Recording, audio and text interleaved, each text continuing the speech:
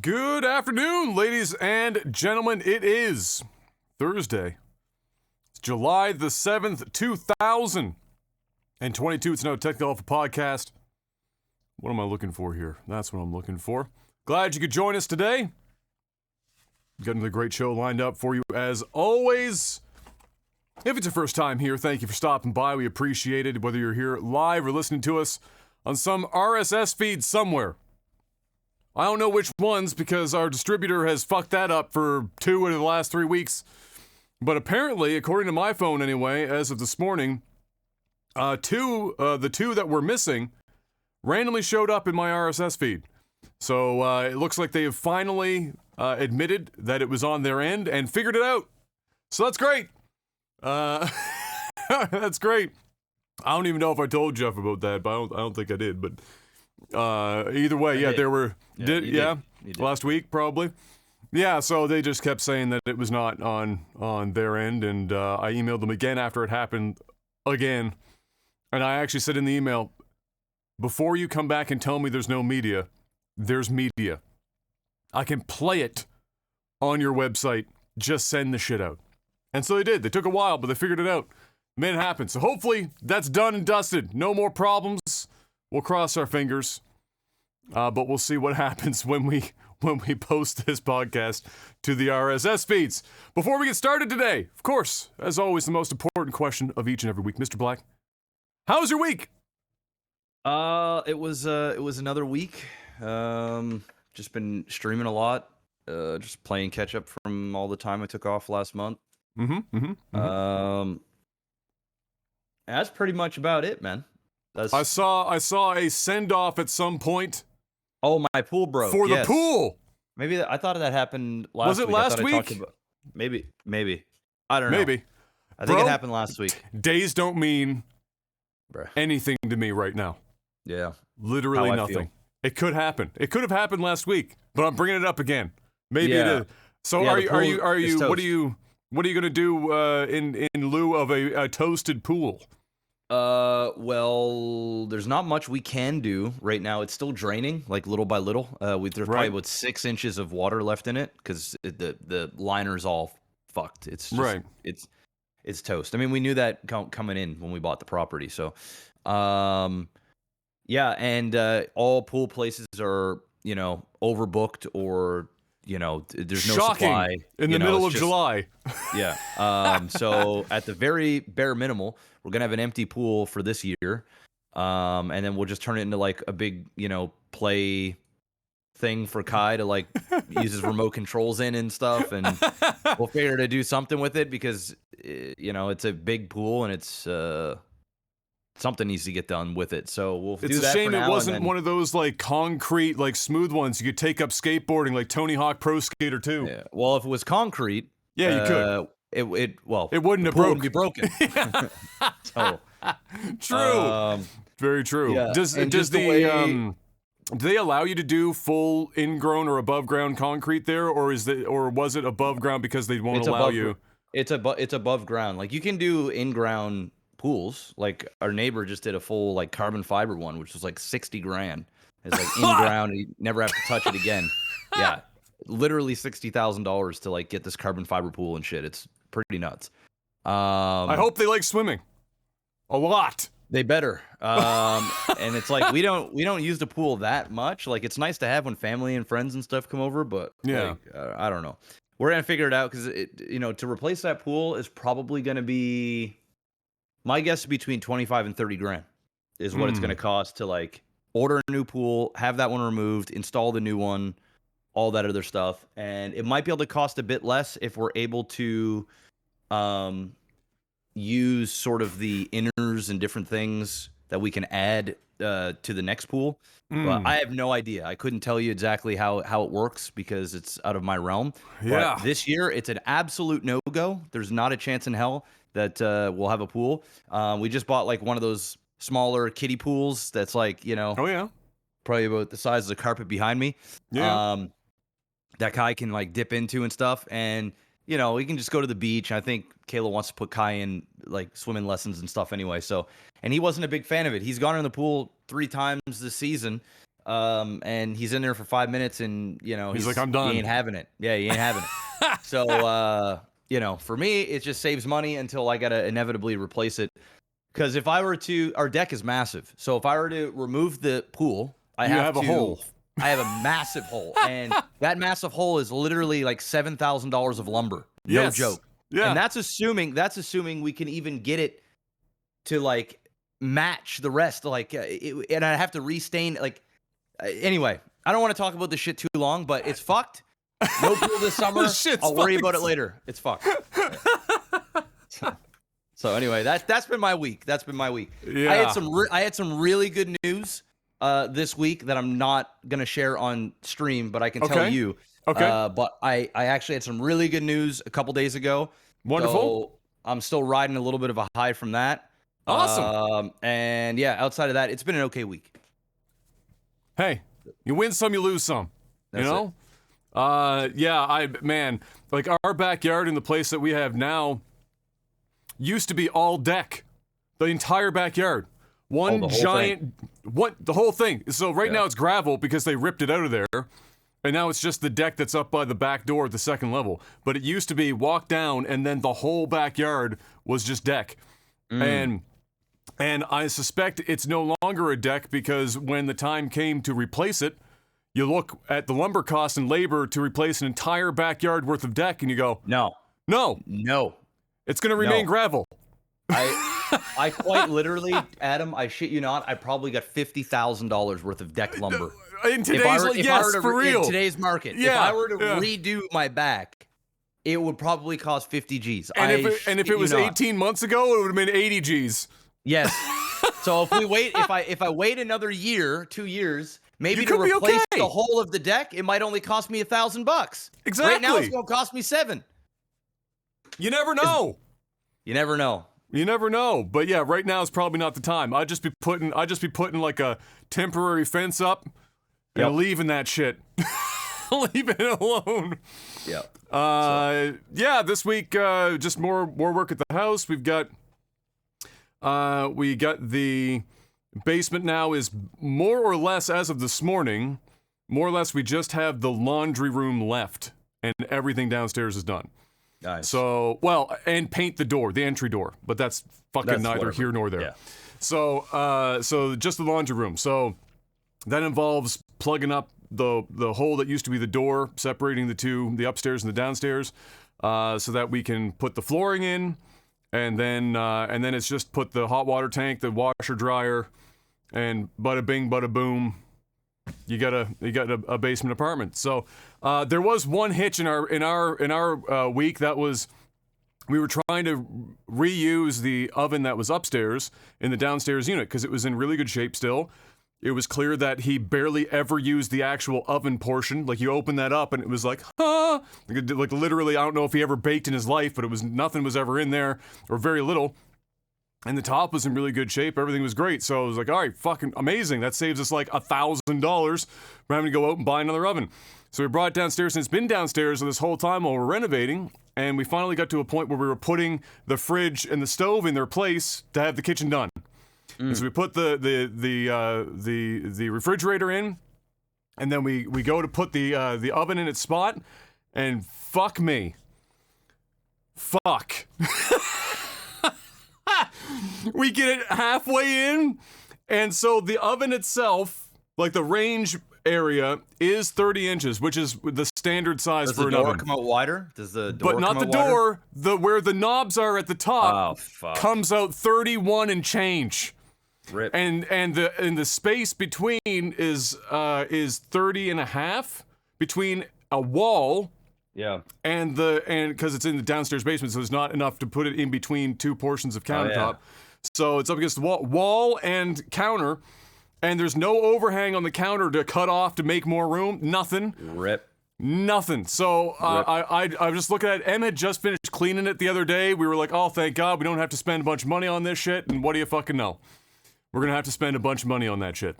Yeah, and there's nothing you can do about it. Like when I did the renovation on the triplexes, we ran into the same thing. Like we ordered a bunch of appliances, and then certain appliances came, and we assumed, like idiots, that like all fit? 3 units would be the same, like it's standard, standard oven size, standard washer dryer size. Nope. Whoever built the house is an idiot, and it was literally off by half an inch, and there was nothing we could do. There's nothing you can do. Like it's just like, I mean, you have to start replacing entire cabinet units at that point. We would have to rip out some cabinet units. We'd have to cut out the doorway, part of the doorway going in the kitchen. It was like, dude, it was nightmare fuel. So that's when we had to like order, like if you go into the bottom unit, the appliances just look a little weird because it's like everything. Was it a 24? Was it a 24-inch range, or did you actually manage to find one that fit? Yeah, no, no, it wasn't the range that we had the problem with. It was the actual stove and then the actual fridge. So we had to take back a stove and a fridge and order one that was literally like 2 inches smaller. Okay, so the fridge was the problem. Yeah, It was the actual, but I know what you're talking about, like the range hood and everything else. It's just that it's that top piece where the knobs are that come up at the back where you turn your burners on. Yeah, or in this instance, the fucking ceramic. It's a ceramic top one. The electric burner's on, and that for whatever reason I think that they assumed, which is like 95% of the time, unless you're in an apartment building, an oven is sandwiched between 2 pieces of countertop. Yes. Countertop on either side. Bad places will put it against the wall, and it's bad because when you're cooking shit on the stove, it goes onto the wall. It splashes onto the wall, and it can also create a fire. So if you have tenants, the last thing you want to do is have a stove next to the wall, even if you've got like a little tiny piece of an island that's literally 4 inches. Just get it the fuck away from the wall because it's a hazard. And I know you and I, when we live in a house, we know what the fuck we're doing. Tenants, idiots. No offense. I love me some tenants, but they don't care because it's not their property and they don't think about this stuff. And so they go and they'll do whatever. Dude, I went into one of my spots. Right? I had one, and I sold it. The place is gone now. But I had one spot that was literally this. The oven was against the wall and against a countertop. I went in there. Dude, you should have seen the shit on the wall. All the grease, all the everything. I told the tenant, I'm like, you have to clean this. This can start a fire. You could literally turn on the stove, and there's grease and everything on the side here, and just the wrong, you're cooking the wrong thing. Flames come up, it catches it, boom, you're done, right? So yeah, I know your pain. It's pain. And we have to put it against the wall. Yeah, there's nowhere else to put it because when they built the room, that was how they decided to fucking like the only way around it. I would literally have to gut the basement. Yeah, no. Because to get the room, like normally you want a foot, so a foot of cabinet, then the stove, then whatever else after it. Yes. Unfortunately, in order to even get, let's say, an inch, I would literally have to remove the entire cabinet assembly. Yep. I would have to replumb the entire exterior back wall, which is in concrete, by the way, because it's below ground. It's concrete. Then I'd have to remove 3 walls, including the bathroom wall, shift all of them over to make the bathroom smaller to accommodate the 1 inch of extra space just to get that in the... So there's no shot. If they were smart when they built the place originally, there were ways that you could have made it fucking work. They didn't take any of those avenues, and now I'm left with this. So our plan is to, at the very least, depending on how we feel about it, we'll put in a stainless steel backsplash on the wall next to the stove. To it, so that way of shit. And there are things that you can buy, Adam. I'll have to get you the name of it. Yeah. There are things that you can buy that you can put on the wall that isn't like, either you can spray on or there's like a peel thing that you can put on there. So that way, when people are cooking and stuff, you don't have that problem. Yeah. Because that's just, there's nothing we could do. No, at least we have a functioning range hood now. The last one was recirc. This one legitimately vents out the fucking house. Did you? Okay, yeah. So what I had to do, I know this is whatever. I don't give a fuck at this point. Or I'll talk whatever the fuck I want to talk about. Houses. What we had to do, and our triplex is, it was too much work for us to carve out the range hood and run the vent on the outside of the house. So there are range hoods that you can buy that are they cost more. Yeah. But you can get a range hood where you actually don't need to run wire. There are certain filters and things in it. You have to change them every couple of years or whatever. And the range hoods are probably about another $80 to $100 more. Oh, but okay. you don't have to run anything. You don't have to run no wires. It's not wires. Vents. Cut shit out on the side of your house to run out so you can have it's recirc with a grease trap. It's a recirc with a grease trap is what it is. Yeah. So if we've already put a hole in the wall and the vent is there, so we're done. That's been done. That's been done. And thankfully for us, like we would have gone recirc with grease trap, but the thing is that because of where it was not hard. It was literally like it was a 6-inch hole with a vent. Yeah, like it was nothing. we weren't running like fucking rigid was pipe. 20 feet. It was 20 feet. Dude, you would have had to have a 9,000 CFM fan to be able to pull the fucking grease. That was the other thing. We called the inspector and we were like, dude, like if we run this, is there even gonna be is it even gonna do anything? And they're like, no, bro. These are the things that you want to go buy. They do the same thing, and in fact, it's actually gonna work better because you're not literally one of them. The shortest one that we had to run was 9 feet. The longest one was 20 feet. I think 9 feet is like on the outer edges of like a 700 or 800 CFM run. Yeah, and what we would have to done is we would have had to run it up through the cabinets, on top of the cabinets, and run it because we had to. It had to go to a certain spot in the kitchen. Yeah. And it was just like, no, that ain't it. So I was like, I'll pay the extra. It cost me like an extra $350 for the 3 range hoods. And they worked flawlessly. I have to change the filter every couple years. Yeah, it's an extra $50 per range hood every couple of years. But bruh, then you don't have to worry about it. I don't have to worry about it. Like thankfully ours was an easy run. Upstairs we have to do what you were talking about, but it's only like 7 feet where where the range hood is over top of the stove in the middle of like between the two countertops, and it's just rigid up, rigid right, and it's out and through the soffit. Yeah, that's not bad. So that will be fine. But that's easy. But downstairs was easy too. It was 6 inches through the wall. They had a cabinet above the range hood that was there before, like one of those just little 2-door mini ones. So we literally just ran the rigid up into it, and then ran flex out the wall, and then we built a box that covers that assembly and just leaves a couple spots for storage, and then easy. Done. Yeah, it just sucks that really? I don't give a fuck about a foot away from the wall because that was going to be a bitch no matter what oven you put in there. It was the fact that this stupid bastard oven is like a half an inch too wide, and I'd have to plow a hole in the fucking wall to get it in there. And now I'm going to spend another $1,000 for an oven when this one works perfectly fine. So I might actually, it's going to take until the end of the month to even get the oven in. So I might try and sell this one on like Kijiji or some shit or something. You get a couple bucks for it, yeah. If I get anything more than $100 for it, it's probably what you'll get. Fucking great. And then somebody will take it, put it in a cabin or some cottage shit or whatever the fuck, and call it a day. So yeah, we'll see what. And if it doesn't sell, fuck it. They'll just take it when they bring the new one, and I'm just gonna have to cry at night knowing that we were that close, but not quite. On the kitchen. Other than that, the house is going fine. Em and one of her best friends, she came over yesterday, and they were upstairs sanding doors and molding and stuff upstairs, and ordering pizza. They were like making a fucking day of it. I was like, Jesus, should have told me you were ready to come over earlier. I would have had you up here freaking months ago. We could have had this house done by now. But yeah, they did a bunch of that kind of work yesterday, and so that was nice. And paint has been selected and everything. So hopefully, fingers crossed, sometime in August will be like the actual completion of everything. I think a lot of it will hinge on when we can get somebody to come in to do the tile lay.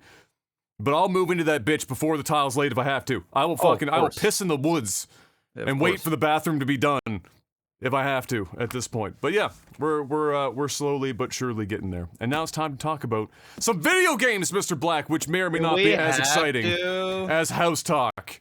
All right. It appears, Mr. Black, that Microsoft is taking the magnitude and reach of their mostly child-centric Minecraft property a lot more seriously, as they're rolling out and testing a feature that would allow bans to be extended to private servers as well, and not just public servers that they themselves run. So private servers, after this, still maintain all of their autonomy in terms of their banning behavior. So if somebody's just being an asshole on your server and you want to ban them, it's not like you can't still do that. You can totally still do that. But if one or more people, and I suspect more than one person, starts to report an individual on a private server for certain behaviors that fall under this list of things that Microsoft are concerned about that would go against their end user agreement as well as their terms of service for Minecraft in general. Things like imminent harm, so self-harm, harming of others, things of that nature, as well as, of course, things like pornography, extreme violence, and gore. Those things that I'm assuming Microsoft doesn't want the legal ramifications of, knowing that it's their property, even if it is a private server. Some parent somewhere could probably still manage to find a way to sue them if Microsoft didn't take due diligence steps to prove that they were making some effort in good faith to mitigate these things from happening. And so that kind of thing gets passed on to an actual moderation team of apparently living and breathing people, who then look at these instances, and if they turn out to be a problem, then the ban can happen, and that person gets banned from literally fucking everything Minecraft that isn't on their own computer. So no storefront, no private, no public, no nothing. Gone. Donezo. And that's that. You can appeal them, of course. They have to provide some method of appeal. And so they do. And you can, of course, bring that up if you were to be one of these people banned, and you need to say, hey, I was unjustly banned from this private Minecraft server while I was role-playing a creepy old man with a van in the backyard with candy. So, that kind of thing. So they're looking to do that and start to roll that kind of thing out, I guess, here in the not too distant, or at least field test it. And this is a bit similar to a thing that Phil Spencer was kind of saying that he wished existed. And this is similar, not exactly the same, but in a recent interview with PC Gamer, old Phil Spencer said he wished that players could block other players across multiple games instead of having to do it individually. So, like, let's say their gamer tag or associated account, if you were playing, let's say, Call of Duty, and there was somebody that was harassing you nonstop in Call of Duty, you could block them in Call of Duty, and you could choose to, like, let's say, just block them across platform, like every game that you would play on the Xbox ecosystem, for example, because it's it would be like gamer tag associated or account associated. Not in that they're getting banned, but a block like if you were to block on social media. So instead of the person having to block this person on each and every game that they may encounter them, block them once, done, kind of a situation.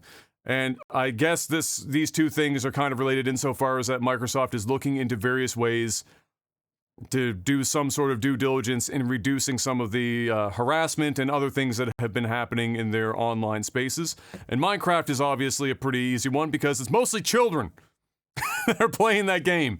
And so that's a hot spot for them. But what do you think about that, Mr. Black, about both of them? What do you think about being able to ban somebody on a private server across all private servers if they do something not on a public server owned by Microsoft directly? And what do you think about the idea of being able to block somebody like Phil was hoping for in the future across multiple games instead of just doing it on a game-by-game basis? How do you feel about those two things? I feel totally fine with it. I mean, if people are gonna, have child pornography, or they're gonna, self-harm or threaten to harm people, kids or not kids, adults, whatever, ban them straight across. Ban them off the godforsaken. If you can block them out of your damn Xbox, block them. Like, just get rid of them, delete them. I mean, you can choose to not do business with somebody if you don't want to do business with somebody. Fuck them. That's true. I agree. Some people were concerned that this is going to lead to Microsoft overreaching. Oh, for fuck's sakes! People are concerned about fucking, everything these days. So they can go fuck off somewhere, dude. They're getting rid of assholes that make gaming shitty. All right. If Microsoft does in fact have a team of moderators that are actual people that see these more specific cases, and you do have an appeal system that isn't hideously broken, like let's say YouTube's appeal system, then yeah, this is good and it's fine. I mean, some people would say it's fine for Microsoft to do this, but maybe it gets abused, and that's, but you gotta say, anyone that's been online for any period of time, we have been sorely lacking the tools to deal with a number of individuals that should be far more easily and broadly punished than they are. I mean, it's just kind of the way it is. I mean, and it leads to like crazier and crazier shit. It's like tangentially to this. Is like one of the other things that are happening within the streamer space is at least three female content creators that I've seen this week on my timeline have mentioned either A, one of their stalkers has finally been arrested, or B, they just obtained a new stalker and are dealing with the police after having yet another person appear at their house trying to enter it.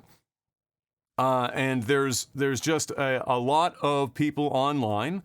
Whether people want to admit it or not, it's not just about, oh, well, back in the day in Call of Duty, none of you guys and girls would have survived because everyone was calling each other, the racial and gay slurs in every fucking lobby. It wasn't okay then either. I was like, it wasn't okay then. It's not okay now. It's just, you gotta just admit that there's a problem, and it's become increasingly obvious as the gaming industry has gotten larger and larger and reached a bigger and bigger audience. You're going to get stuff like that. So we'll see how this works out. It is, I guess, still technically a trial period of sorts, and so we'll see if we start getting a bunch of reports of truly wrongful banning. I doubt that will be a very large issue at all, but we will see how that all pans out. It's moderation week in general, though, apparently, Mr. Black, as Twitch also has a solution to some of their moderation issues across channels. They are looking to roll out a feature that will allow content creators on the platform to share their ban lists with one another. So that if there are repeat offenders that seem to exist in general that show up within communities across streams, here's my ban list, here's mine. Carpet bomb them across streams. Done. Gone. And honestly, given the amount of collaborative work that a lot of streamers do and the amount of harassment that exists amongst... I can only imagine in the RP community how quickly and swiftly a shared ban list would fucking sweep through. Then again, I don't know. I don't. I would like to think so, but I don't. Maybe not. Maybe not. Who knows? But I do think this is a good idea, thoe. In general, what do you feel about that? I think it's a very good idea. Yeah, I think it's a phenomenal idea. Happy it's happening. I hope people start using it. Because why would you want to have toxic people around? Just get rid of them. That's just kind of the way it is, really, isn't it? The only thing I can see that would be annoying, perhaps, for moderators is that when you get a list like this and somebody comes across a stream that perhaps they haven't been in before and they're banned already, is the amount of like ban appeals that moderators are likely going to see in this situation. That might be a knock-on effect of it. But the idea in general, just as a starter, I think is a good idea, and certainly one that should be used by a lot of creators, especially larger creators, for sure. Because moderating a large stream is a fucking nightmare. And so any way in which you can like shortcut your way to trying to manage these streams as a moderation team, the better. And so I think that's definitely a step in the right direction. Twitch is also testing a channel switcher feature whereby the homepage has a randomly generated list of streams that you can continue to search through to find something that you would like to watch while not being served ads for 60 seconds on each channel. How magnanimous of them. So it's essentially just keep going through.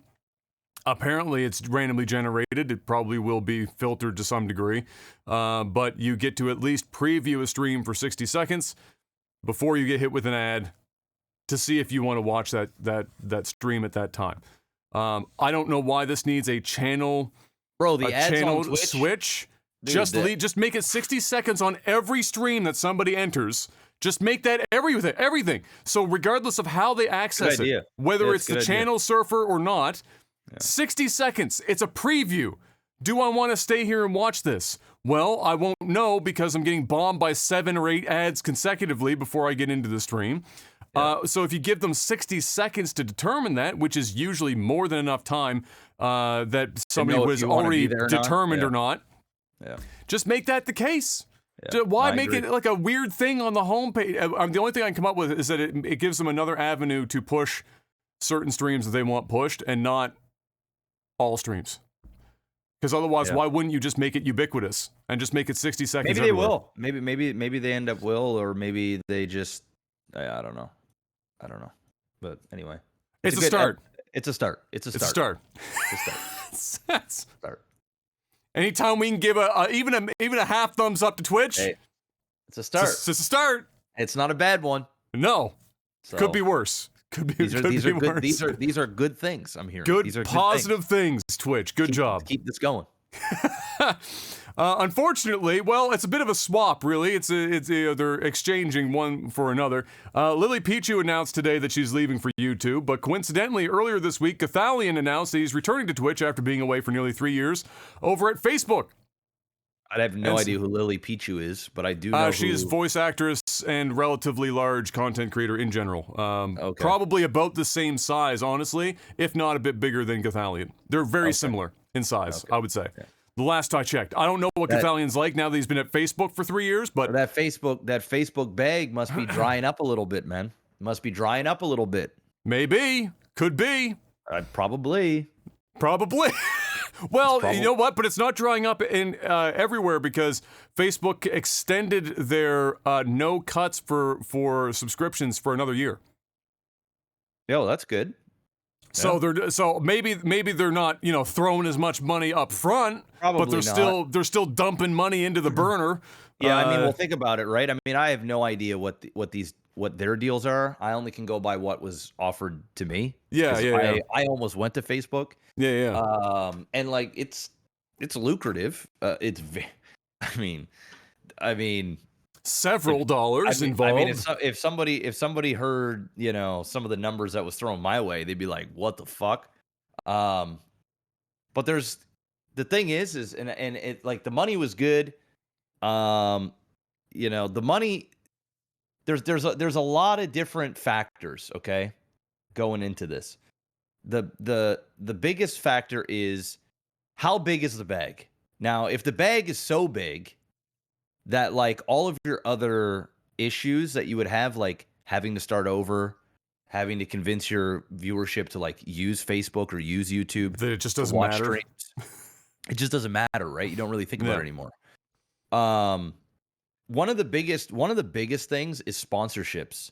Is when you like people don't understand this, and it's changing a little bit now because Twitch ad revenue is getting very juicy. Like, bro. Like I'm like a medium streamer. I might even be considered like small to medium now compared to like some of the other big streamers. Which is weird because like as soon as you cross the new numbers came out, not to make a long thing to interject here, but over 20 people is officially the 95th percentile. Okay, then I guess I'm still big, I guess. It's just that the band is this big. You only have to move one tick and you can go from small to enormous. It's just kind of like the way it works. Yeah. Like my viewership is anywhere from like 500 to 3,000, right? Yeah. It's like it really is all on any given day. I would say like the average is like probably 900 to 1,100, right? Yeah. If I were to just span it out through a month. And like the deal I was offered was pretty good. Yeah. The Twitch ad revenue, so like there's a couple of things that streamers are starting to get a wind of. All right, number one, Twitch is pushing ads like crazy, right? So they're going ham, bro. They're going ham, but the streamers aren't complaining. You're not hearing any streamers complain because, bro, the money, bro. I'm not joking. For big streamers, especially, bro. I'm medium, and I'm telling you right now. Yeah. The money right now, it's almost like subs don't matter. That's where I'm shitting. Are you running ad breaks intentionally? Yes. So Yes, yes. Okay. So I Okay. always play a certain amount of ads per hour, right? Right. But the ad fill, like the like we're talking bigger, we're talking the most I've seen, even during holiday season. This isn't even I can't imagine what it's going to be like during December. Christmas season.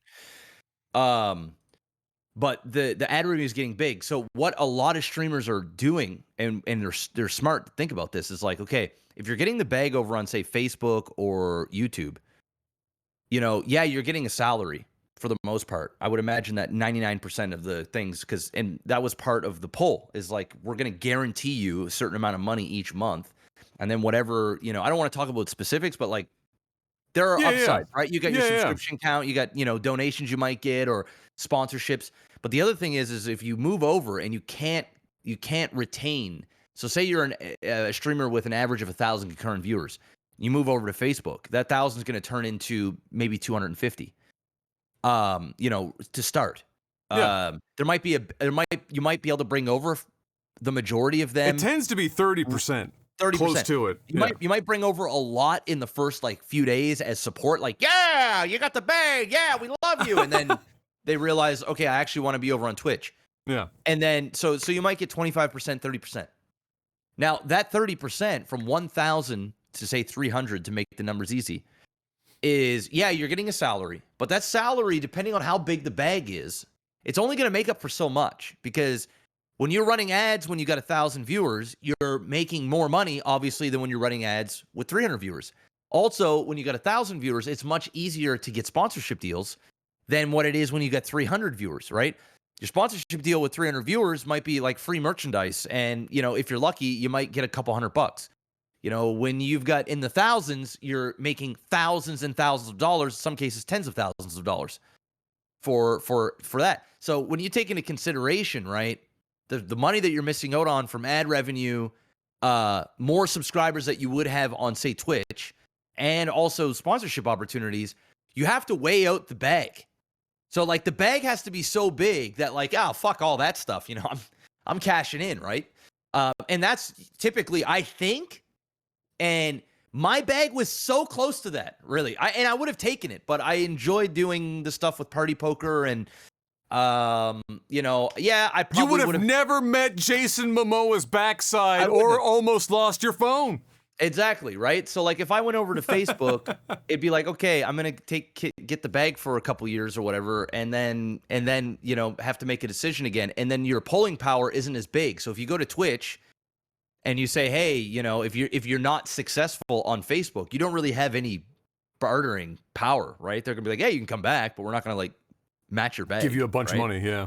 So I think what's happening is Facebook and YouTube are handing out huge bags. Some of these contracts are starting to really turn over now, and streamers are playing it smart. So they're saying, okay, well, if Facebook isn't going to up the money or continue to stay the same, because, I would assume, and this is an assumption, I could be wrong, but I would assume that Facebook is going to offer less money to somebody that's already on Facebook that they paid the bag to, unless they've had exponential growth during that period of time. And they're showing a trajectory, because a lot of streamers, when they move over to Facebook, they become complacent and lazy, or on YouTube, because they got the bag. You don't have to spend 70, 60, 70, 80 hours a week to especially maintain. When they literally contractually say you only need to stream 30 hours a week or whatever, right? 30 hours, 40 hours, 50 hours. Everybody's different, right? I've heard different things from different platforms. Yeah. But depending on what your size, most people that move over to Facebook or YouTube, that's their big draw. That's their draw. They're going, okay, well, I only have to stream, say, 40 hours a week, and I'm guaranteed $3 million. Okay, fuck all the rest. And then whatever I make on the side, I make on the side. And I think, personally, and I haven't talked to anybody, and I don't know like any insider information, I'm just going by from seeing what people are doing. My guess is if you aren't killing it on Facebook, Facebook is not offering you more money. They're offering you something to stay. And I've heard this from a couple of people that I've heard talk on stream or whatever about leaving. Is like they got offers, but they weren't as good as Twitch, or they weren't so much bigger than Twitch that it made sense, because they understand that when they go back to Twitch, so say, for example, Facebook offers me $1 million to go stream on their platform for 1 year, right? Which was not the case, but I'm just using an example. So say they offered me $1 million to go there for 1 year. And I do my year, it's great, I made $1 million bucks. And then they come to me the next year and they say, okay, well, we can't do $1 million, you know, but we're willing to re-up you and maybe we'll do $750,000. So then you go to Twitch and your management team or whatever, your agency goes to Twitch and says, hey, this is coming up for renewal. How would you like to have this talent back? And for example, if Twitch were to offer me $500K, I have to then go, okay, maybe I take less money on Twitch, but the upside is going to be more than the $250,000 difference on Facebook. And it's where everybody at, and the growth is potentially better. So that's where I think a lot of the streamers are. And once again, talking about my ass. But if you're smart, you got to think on what you're potentially missing out on. And seeing where Twitch is with the ad revenue and how good ad revenue is. And, you know, it's dude, I shit you not. I can't imagine. I can imagine that there are many streamers that are making bare minimal. Like, I'm talking top tier streamers that are easily making 6 figures a month in ads. No fucking problem. No fucking problem. So, for example, if you're a relatively big streamer, say you've got 5,000, 10,000 concurrent viewers, you're likely going to make $100,000 a month in ads. That's $1.2 million a year. If Facebook isn't at least offering, or YouTube isn't at least offering you $3 to $5 million for a multi-year deal, why are you going? Because your concurrent viewers, if you get 10,000 concurrent viewers, take a sponsorship deal, you might make 20, 30, 50K off one deal, right? So why? That's my guess. I could be wrong, but I think you're probably going to see more and more people, and maybe that's what Twitch was doing. Maybe Twitch was saying, okay, yeah, guys, go blow your loads with your go blow your bank wads, Facebook and YouTube, and spend all your money. Like, yeah, we're going to fork out the money for the talent we do not want to leave at all. And, like, we will pay them because it's what they're worth. But to you know, once these contracts renew, where are people going to want to go back to? They're going to want to go back. And you know how when they always come back, they always say, I'm coming home. You know what I'm saying? I'm coming back home. You know? And Twitch knows that. It's home. Yeah, I agree. I think for what you've seen from Facebook, I think this is more about Facebook than YouTube. I think YouTube re-signings are probably not like dropping off a cliff for a lot of the streamers that moved to YouTube. I think that's why you're likely going to see less people going from YouTube back versus Facebook back. Yeah. Because I think most people that signed with Facebook knew that in terms of the weighing the pros and the cons, that the pros was literally just the bag up front. Not even necessarily the salary that might come with it, but the upfront signing that they were making. Well, like, all right, I have to take this now, and I'll worry about it later. Correct. Like, I've already made life just by signing this paper. Then I can fuck around later on and come back, and that's fine. Whereas when people make the choice to move to YouTube, I feel like they're making more the choice to move to YouTube, less about just the money that they're making, and more about they might literally think that they're going to have a much better shot on YouTube because of their size. Like, if you look at the people that signed to YouTube, they're already at that critical mass. They're huge. And so when they move to YouTube, YouTube's platform operates very efficiently for people that already are at size. Correct. If you aren't at size, it can still work for you, and maybe even better than other platforms, but there's a lot less probability of that happening. But I don't think they're offering somebody those that goes people over. The bag. That's the thing. Is they're only from what I've seen? No, just YouTube the big is people. YouTube is offering the bag to streamers that have big YouTube channels that are still streaming on Twitch. Yes. And they're saying, get off Twitch, do everything here on YouTube, and we're gonna treat you good. So. And you see that with the content creators where like a year, 6 months, 9 months ahead of time of signing a YouTube deal, or maybe even they've maintained it for a year or two, where they have a YouTube channel presence that is literally just VODs. Yep. VODs and highlights of their stream on Twitch that gets uploaded to YouTube to build anything on YouTube as a platform. And then the time comes, here comes the signing. Okay, now we switch, and it's a way better transition period than somebody who maybe was solely built on Twitch, has a big Twitch following, 10,000 people watching them at a time. Maybe they, for whatever reason, don't have a YouTube presence big enough. Then they make the switch. That's a lot harder if you don't already have a channel waiting for you to just fucking arrive. So, yeah, I'm not surprised to see people coming back from Facebook. I think that's probably going to continue, except for the people who are just willing to exit now. I think there's some of the streamers that we saw signed to Facebook that they just don't, like they're like, all right, look, if you're going to pay me over $1 million to be here and a salary of over, $150,000, $200,000 a year for 2 to 3 years for me to be here, I'm just going to do this, and then I'm just going to spin out into some other shit, because fuck this grind. Just give me the bag. Just give me the bag. I'm gonna do my minimals, and I'm gonna cash the fuck out. And you know what, bro? I'd be one of those fucking people. I'd turn streaming into a hobby immediately following the end of that contract. If they came back and said after 2 years, no more upfront money, maybe we'll pay you a salary at best, I'll say, okay, great. Like in order to like, because what are you doing above $1 million a year? What are you really doing with yourself to torture yourself? If your life goal is to be able to make enough money to be comfortable and do what you love, play some golf, go hang out with some friends. Yeah, I don't think that's a lot of the streamer mentality though. Like this, I think the streamer mentality is bigger audiences, bigger notoriety, living that fucking life, and it becomes part of your identity. I'm not sure. I think the ones that move out to the West Coast are definitely that, though, for sure. Yeah, I think a lot of streamers are like that. And if they aren't, they start to become like that. I know for me, the older I get, the more I don't care. And I mean, it shows in my results, but been doing this a long time. But I think a lot of people aren't in that mindset, especially a lot of streamers are younger, right? Yeah. So like when they get the bag, to them, it's just a lifestyle change. They're not thinking, shit, I just made, $1 million this year streaming video games. I ought to put this and go buy some real estate or put money in my 401k or whatever.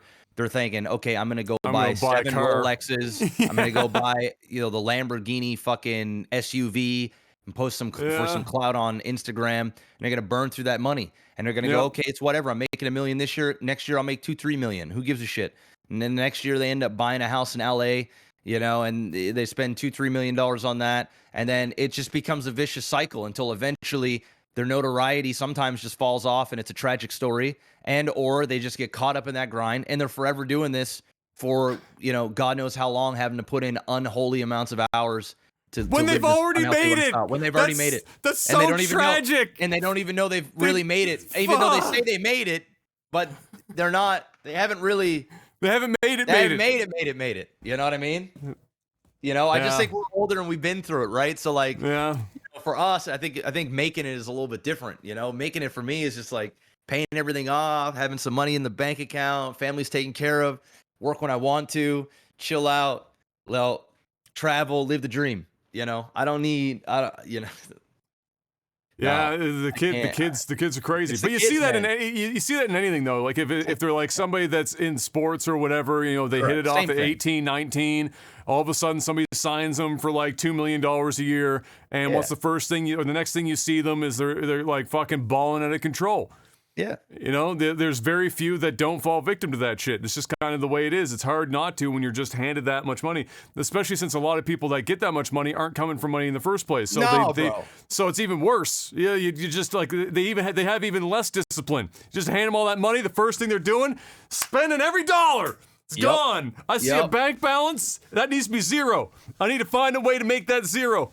Spend it on everything I can get my hands on.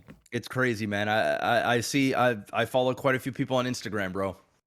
And dude, some of the stuff that these people are doing and the shit that they're buying, it's like, dude, I know you're making a lot of money. Like, I'm not stupid. I probably know more about this industry than I know for sure. I probably know more about it than even people that are in the industry. And like, I can kind of like piece together sort of a rough estimate on sort of what these guys are making and gals are making in a run of a year. And, you know, it's a lot of fucking money. But it's a lot of money.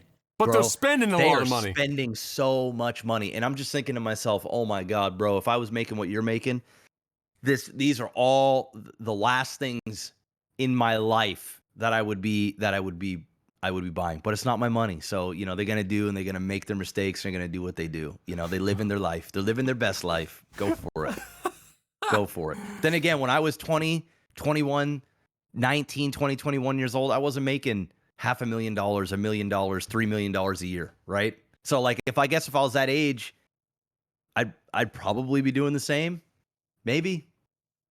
I don't know. Hard to say unless you go back in time.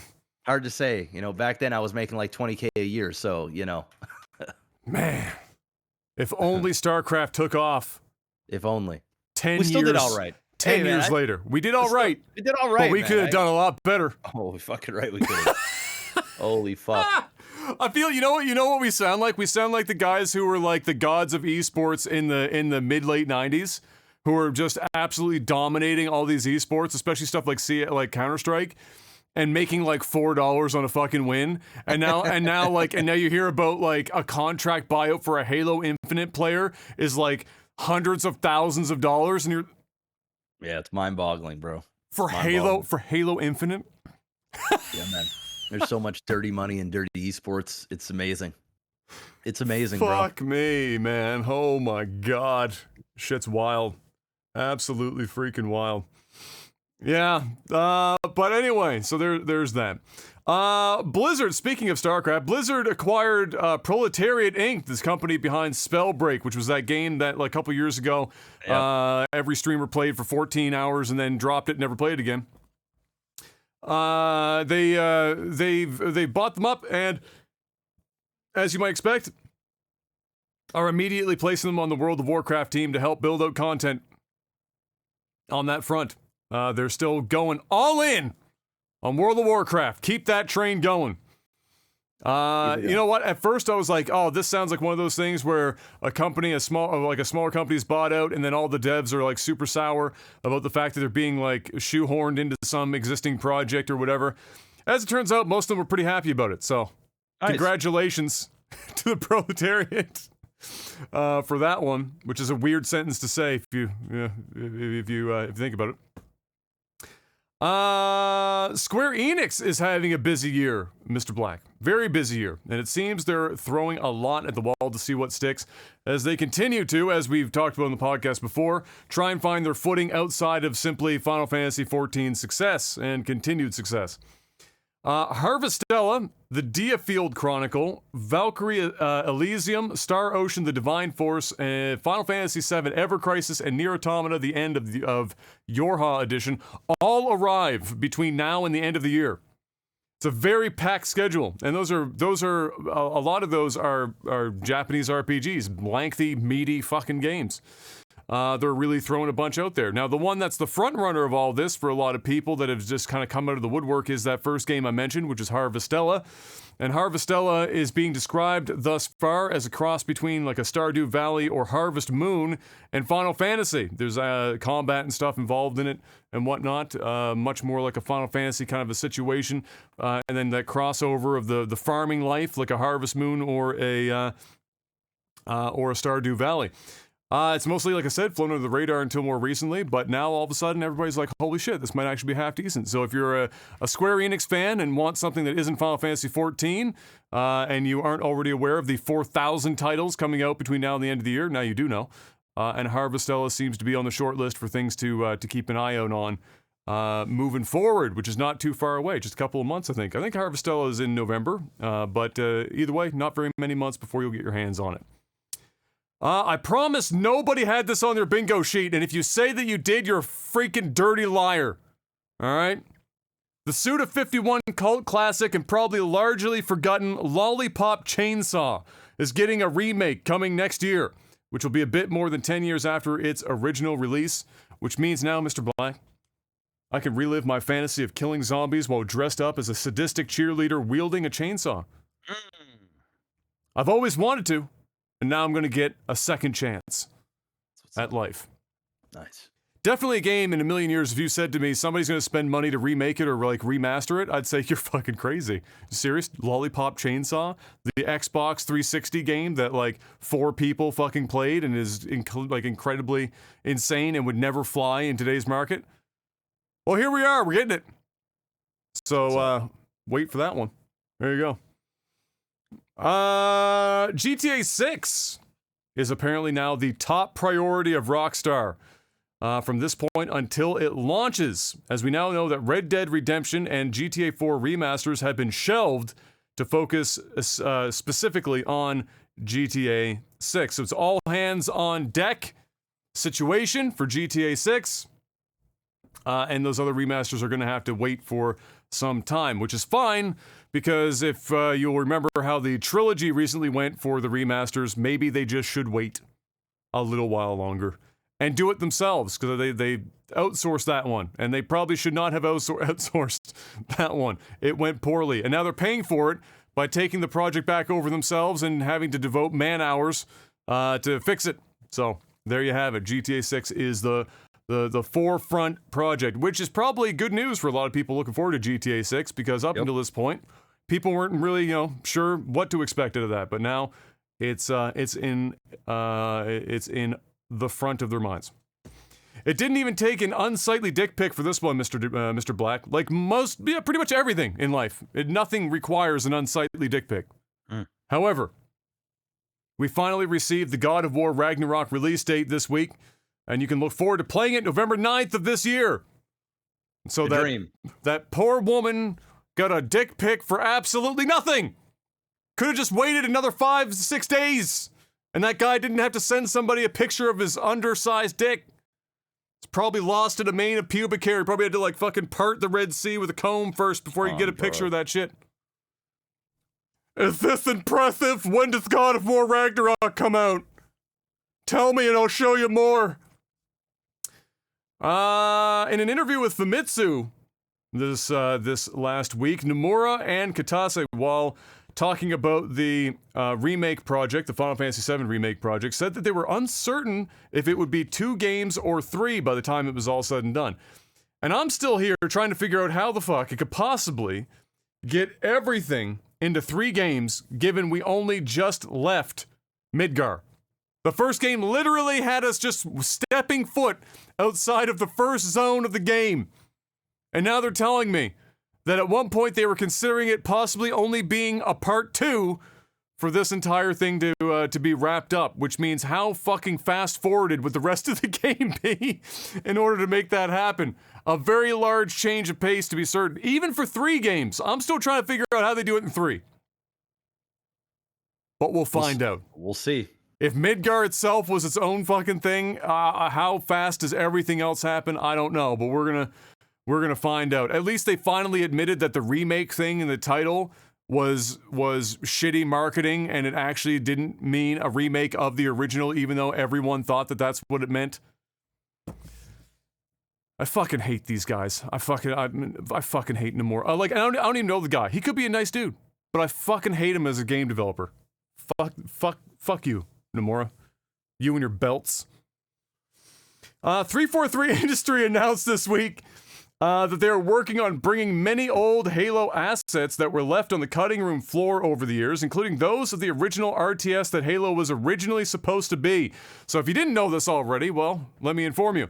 Way back in the day, when Halo was first in development for the original Xbox, it was actually, well, even before the original Xbox, it was meant to be an RTS.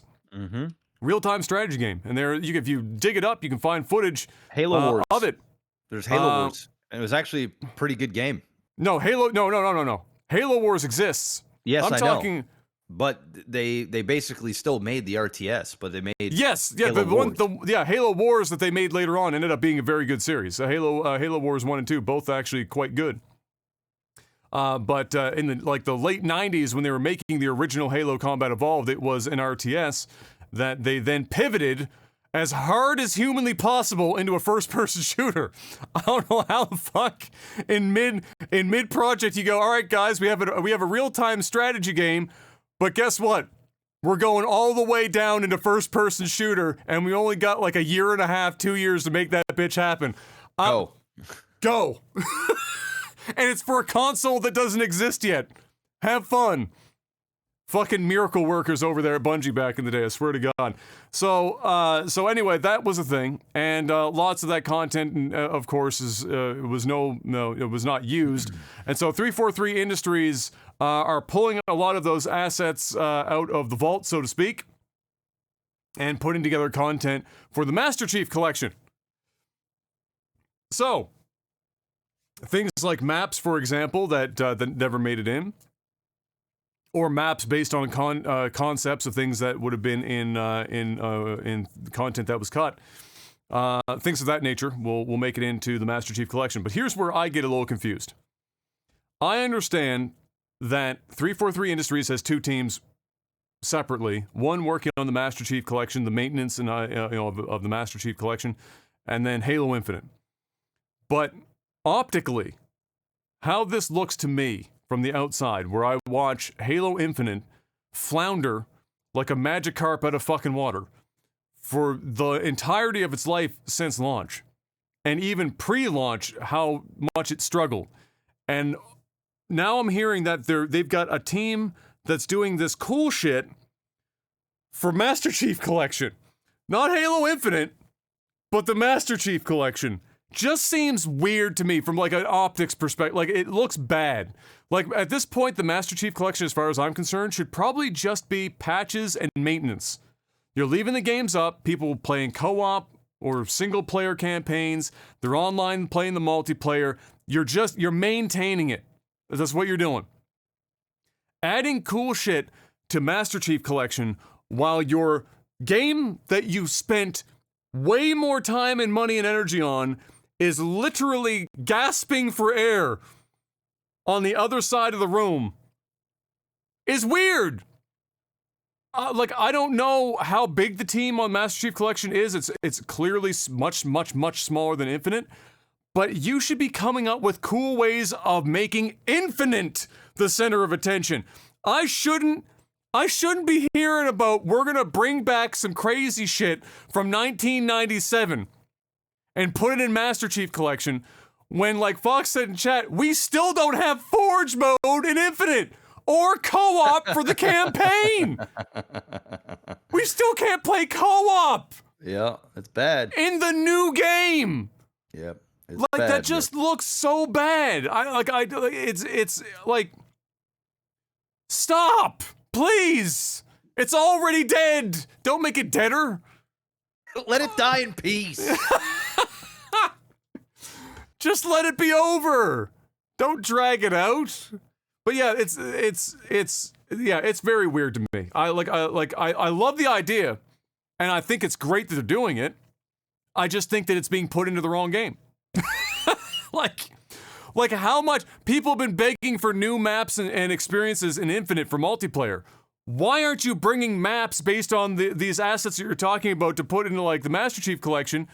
Why aren't you just putting all of this shit in Infinite in some way? And maybe they will transfer some of it to Infinite, but why am I hearing about it being like the forefront for Master Chief Collection? It's such a weird thing. I don't understand.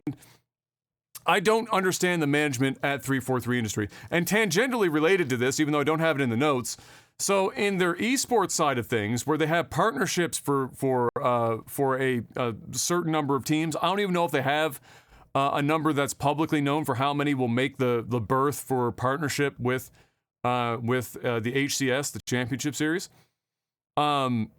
Probably the top tier 2 teams. So when I say tier 2, I mean they're not the ones in first, second, or third place. So, you know, like in all esports, you'll have like the guys that you know are going to be in the top few spots, and then you have like your tier 2s that will take games off of tier 1 and once in a while dark horse their way, you know, into the top seeds. That's Pioneers. They were my dark horse because they had so much talent and they were in that consistent top 6 every single series. Not only that, but they ran which state are they from in the States? I can't remember now off the top of my head. But they rented out like one of the baseball fields and ran scrims or some shit with all the other top teams with like a live audience and all this other shit at the baseball field, which is like dope. They were super invested in this championship series stuff, performing at a high level, continuing to be involved and doing everything, doing more than the other teams did at the top. And then they're informed in the 11th hour, hey guys, sorry, but you're not part of the partner program. And everyone, even the top players of the other teams that are in the partner program were on Twitter and social media going, what the fuck is the Pioneers not doing in the partner program? None of this makes any sense. And so, Kansas City, that's it. Yeah, Kansas City Pioneers. So, yeah, very odd, very strange, and I have, it's been a hot minute since, it's kind of like, I hate to make this analogy, but 343 Industries is kind of like Twitch, where I keep waiting for positive news to give about Infinite, or in any way, shape, or form from how the management is operating it, and 99% of the time, it's something fucking horrible or negative or whatever the fuck. It's like Twitch. It's like today. It's like they got that 2 pieces of good news, and we're giving it to them. We're like, yes, Twitch. Yes, good job. We're going to go positive direction. Yes. 343 Industries is none of that shit. There's no clapping. There's no anything. The team that's doing the shit for Master Chief Collection, that's dope, but it should be part of Infinite, not Master Chief Collection. And now you're doing this. You're dicking around probably the most active Tier 2 team that did even more than some of the Tier 1 teams did for the scene, which was, again, like Infinite, floundering above water like a fucking Magikarp. And now here we are. So, yeah, very strange. 343 in general needs to get their shit together. It's a bit of a mess over there, to say the least. And that's all I've got for games, Mr. Black. That's it, which means it's time to tell everyone about our singular sponsor, NordVPN. NordVPN, guys. www.nordvpn.com/OTT. Head on over there, guys. Get yourself a VPN. Why, you ask? Well, I'll tell you why. Because you can remain safe, stay anonymous when you're on the internet, watch different regions of Netflix and other streaming services at the click of a button. It's that easy. My dad uses it. He's pretty challenged when it comes to computers and all this other stuff. If he can do it, you can do it.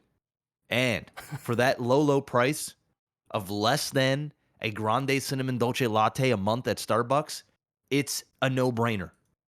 Absolutely no-brainer. So head on over there. Go to www.nordvpn.com/OTT. And guys, get it. You can use up to 6 simultaneous devices. You can use it on your iPhone, your iPad, your Android, your Mac, your PC, your smart TV, your smart fridge, maybe. I don't know. They got an app for everything. It's super easy. You click, if you're from Canada and you want to mask your IP to the States, you click on United States, and then you click connect. And guess what?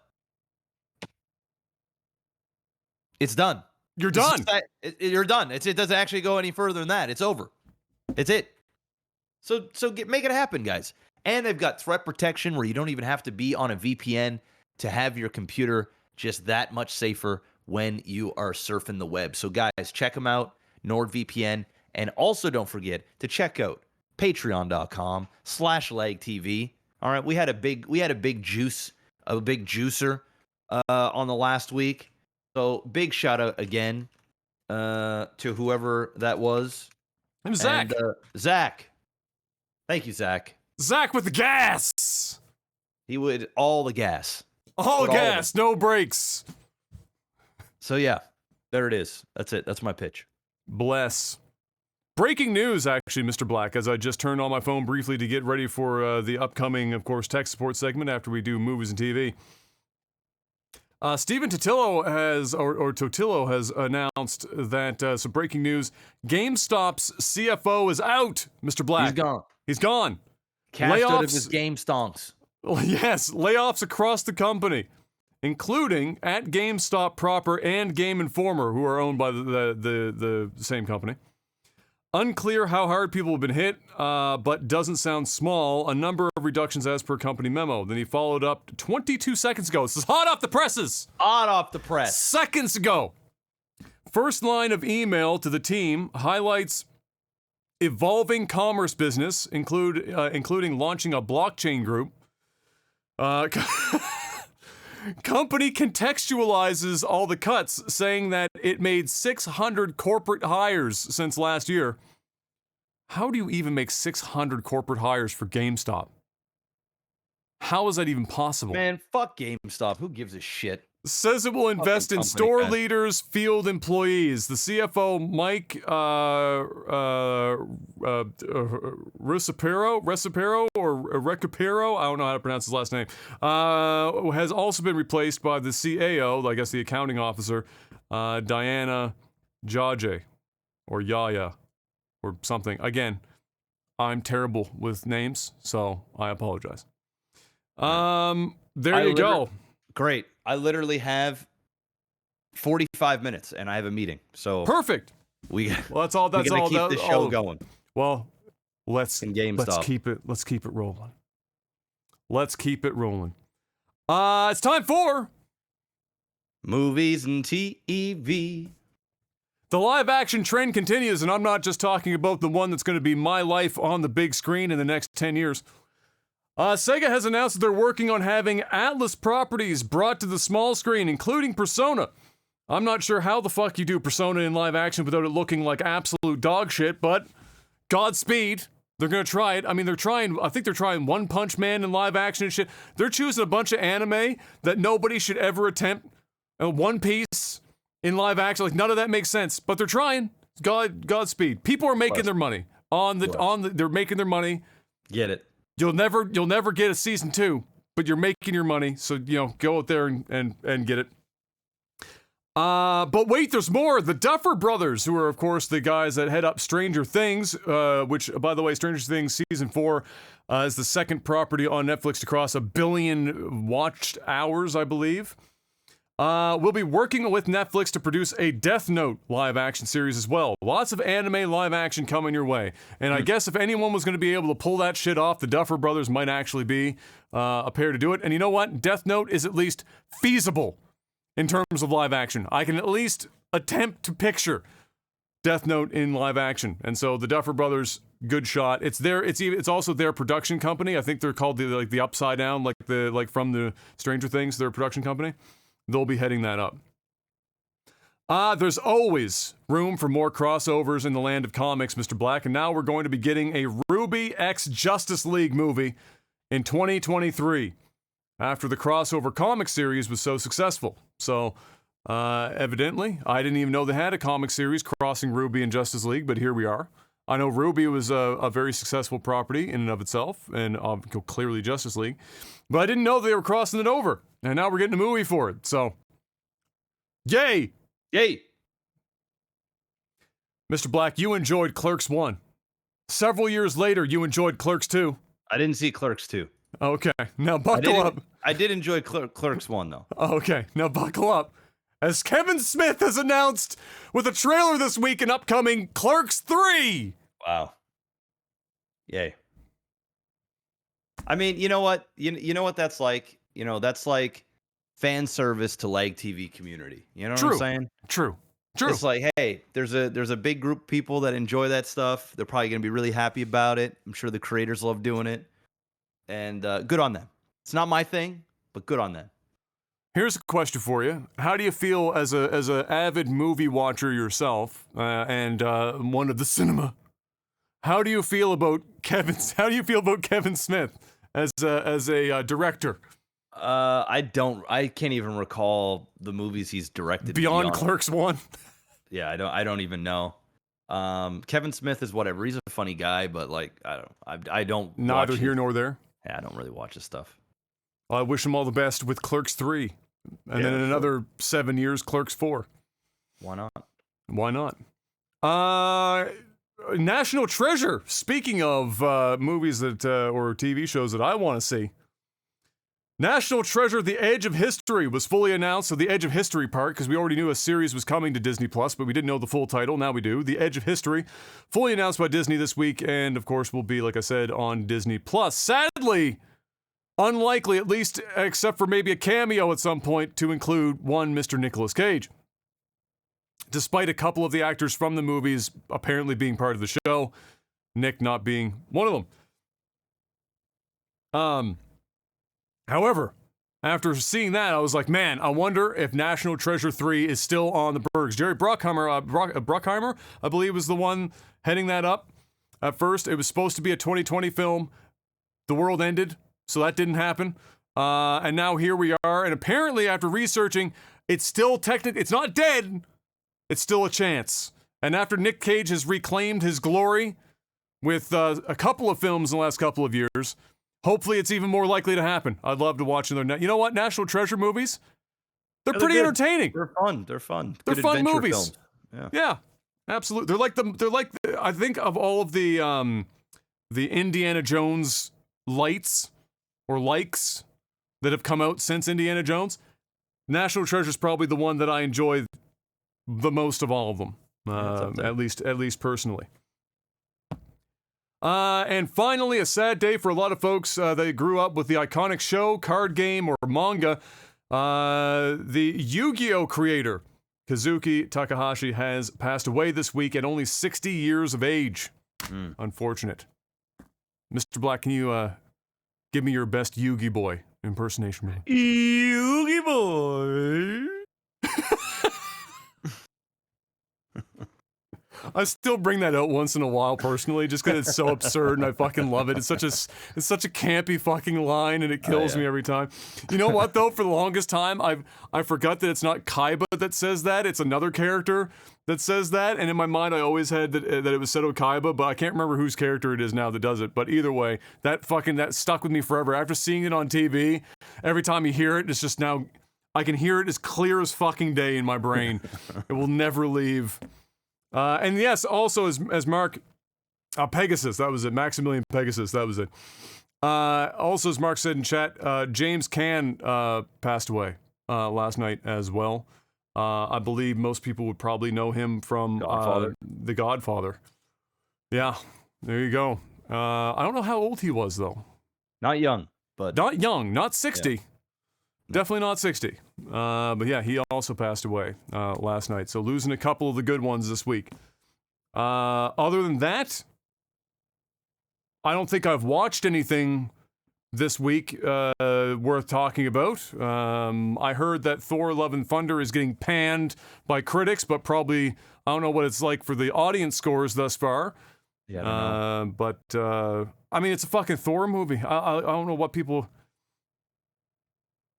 Well, more than that, it's a Marvel movie at this point. Movie. Marvel's like meh to me now, so I'll definitely go check it out. And Thor's one of the heroes that I like the most, so I'm sure I'll have a good time. I really enjoyed the last Thor, so I'm sure I'll enjoy this one. Yeah, they did a good job. Yeah, I didn't really see much. We went to the IMAX with Kai. Took him to his first movie. Went and saw Minions. Left about 15 minutes before the movie ended because he was starting to get a little scared because, the bad guys and the sound, IMAX is just loud, super right? loud, yeah. So it's like the bass and the music kind of, freaks him out a bit. So it was a good experience. He did well, and, we managed to be in impressed he made it all the way to the last 15 minutes. That's a pretty good run. Yeah, it was a short movie. It was only like an hour and 20 minutes, but we were in there for a good hour 5, hour 10. It was literally like right at the very end. Like you could tell the movie was gonna come about to a to close. end. Yeah. And he had fun. It was nice. It was a good time. And outside of that, I haven't watched anything this week. Kayla and I have just been watching Love Island and just binging. Not even really binging it, but just watching it. We did watch season 1 of Yellowstone. We haven't watched any since before I went to Spain. So once we're done this season of Love Island, we'll watch season 2 of Yellowstone. First season was really good, and I hear the first season's like the worst season, so I'm feeling pretty good about the show.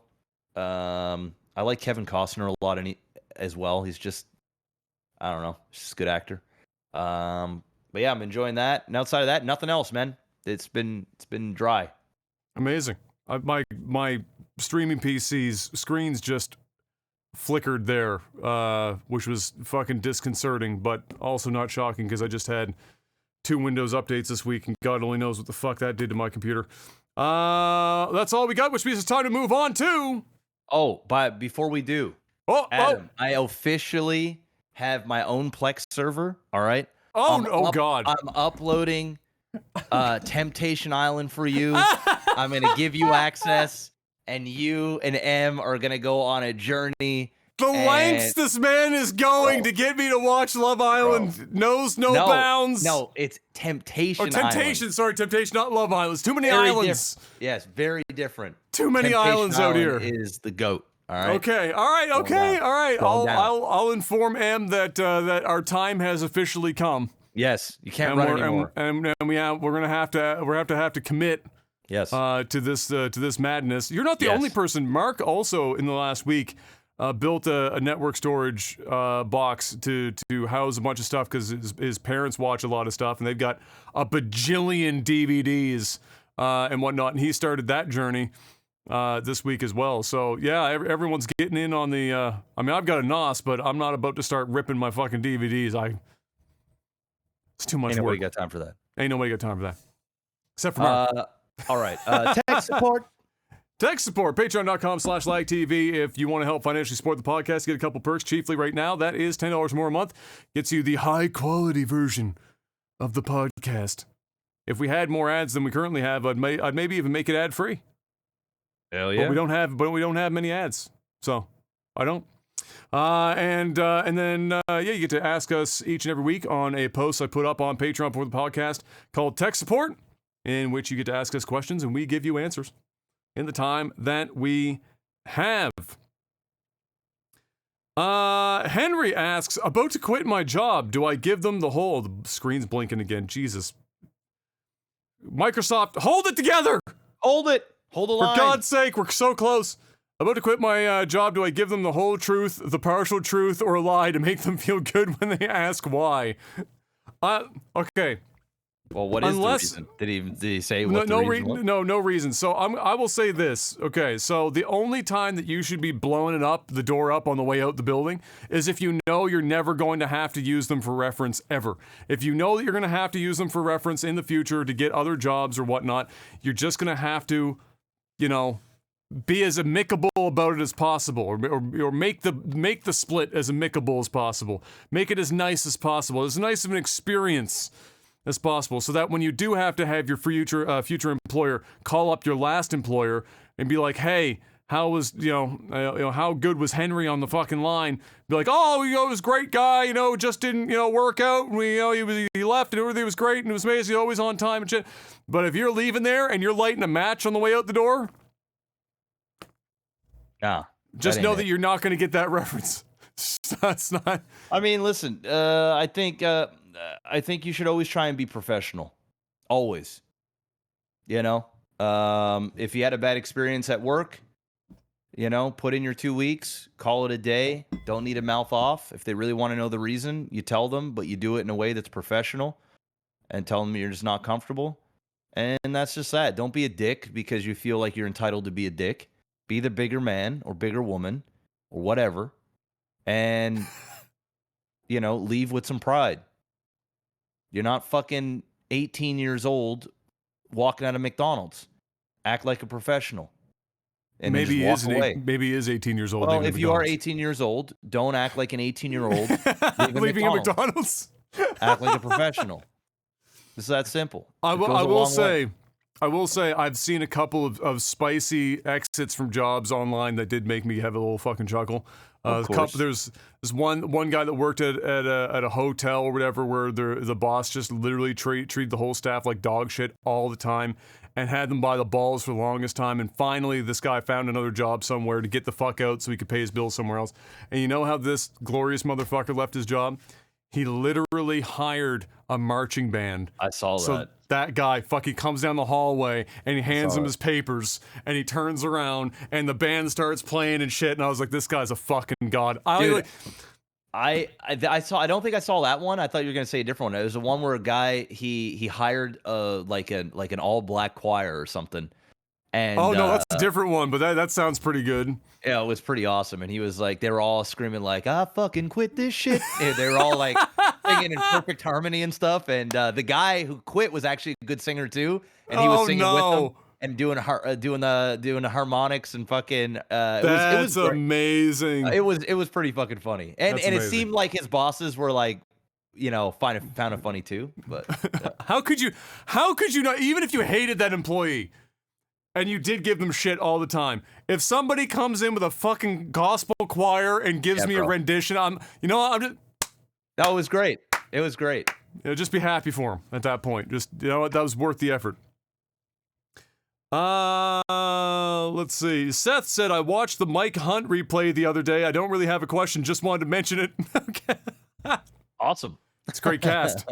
It's a great cast. Very good cast. Solid. Lots of terrible teenage jokes in that bad boy.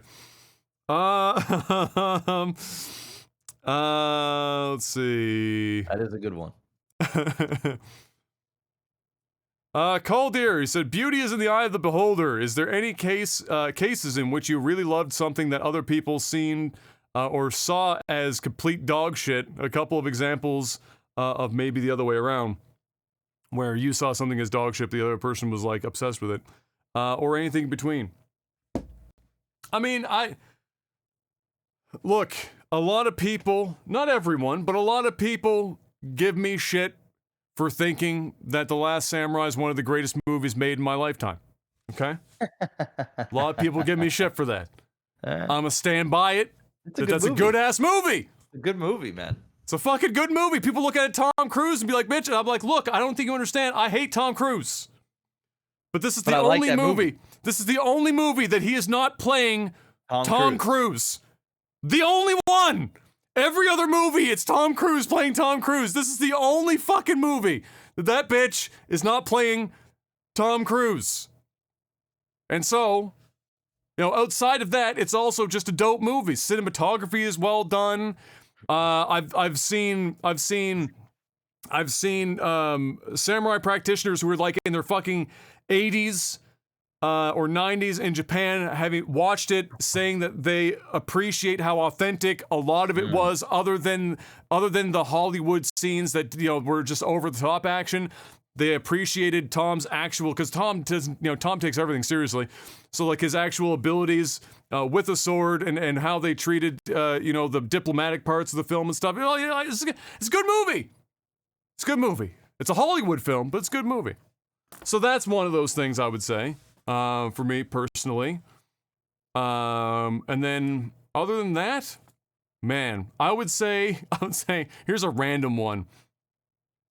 I knew a guy in university that was obsessed with what I consider to be probably one of the ugliest cars ever made. It was a Chrysler PT Cruiser.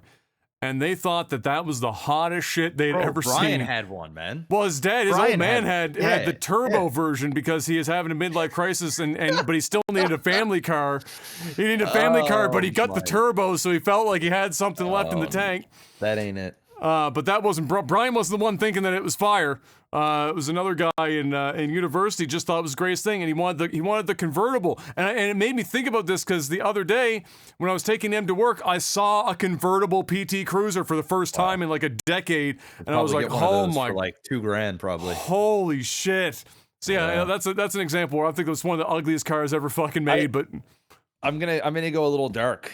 Sometimes I see really ugly babies, man, and they're just not good looking babies, and obviously people love them because they're babies, and it's true though, dude. There's some babies that just everyone when they have a baby, one of the first things in their mind is almost certainly, I hope my baby ain't ugly. Yeah, I've seen some ugly ass babies. I'm not gonna lie. It doesn't mean like I think anything different of them. They're babies, and then many of them don't grow up to continue to be hideous babies, hideous people. Don't. It's just that at a baby, there's a lot of ways that shit goes wrong.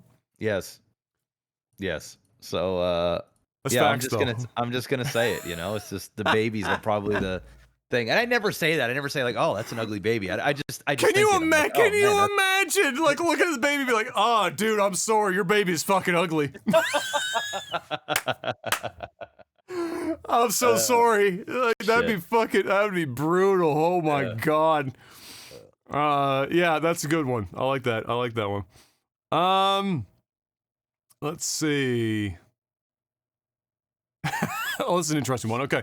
Roran asks, hey guys, happy to see another week of the podcast. Oh, well, happy to be here. Happy that you're listening. Question, if you could live in an ancient civilization, assuming that you aren't going to be fucked in a low class, which time period do you live in? Which time period? I mean, I'm living in the Roman times. You're gonna go Roman? Of course. I'm going Roman, man. As long as you're not the one in the Colosseum fighting.